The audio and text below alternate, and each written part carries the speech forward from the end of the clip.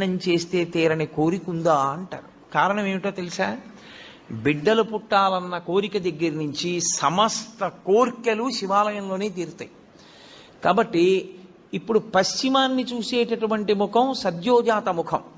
అటు తిరిగి అంటే పశ్చిమానికి వెళ్ళినప్పుడు తూర్పుకి తిరగాలి. తూర్పుకి తిరిగి ఓం సద్యోజాత ముఖాయ నమః అనాలి. సద్యోజాత ముఖమే అత్యంత శక్తివంతమైనటువంటి ముఖం. ఇప్పుడు సద్యోజాతాన్ని దాటి మళ్ళీ వెనక్కి వెళ్ళడం ప్రదక్షిణ విధి పక్కన పెట్టండి. మీరు అది దాటితే ఉత్తర దిక్కుకు వస్తారు. ఉత్తర దిక్కుకు వచ్చినప్పుడు మళ్ళీ శివాలయం గోడకి ఎదురుగుండా నిలబడాలి. నిలబడి ఓం వామదేవాయ నమః అనాలి. వామదేవుడు అంటే ఎవరు అన్నది శివమహాపురాణం చెప్పింది. ఏమ్మా పిల్లని కాసేపు బయటికి తీసుకెళ్ళకూడదా?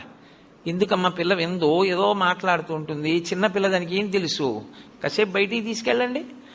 శివమహాపురాణం ఆ ఉత్తర దిక్కుని చూసి